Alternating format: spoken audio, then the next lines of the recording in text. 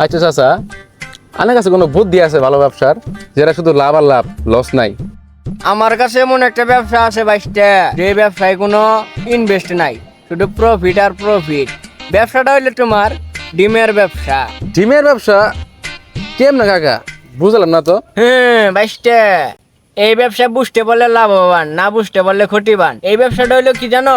প্রথমত ছোটখাটো চুরি চামারি শেষরামি নোংরামি জাওরামি যা কিছু আছে এটা দিয়ে শুরু করবা। দ্বিতীয়ত তুমি একটা চুরি করতে যাই পাবলিকের হাতে ধরা খাবা, পাবলিক তোমারে কিছুক্ষণ গাড়ায় ঘুরে হাইরে পুলিশের হাতে তুলে দিব, পুলিশ তোমারে থানায় নিয়ে যায়, 2 দিন রিমান্ডে দিব, পেছন দিয়ে ওভারলোড ডিম ভরবো।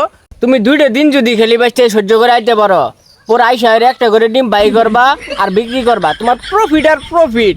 পাবলিকেও খুশি, পুলিশেও খুশি, তুমিও খুশি, আমিও খুশি। আমি খুশি হওয়ার কারণ হলো আমার দিনের মধ্যে একটা আদারে বেচাল না পারলে আমার হাগা ক্লিয়ার হয় না।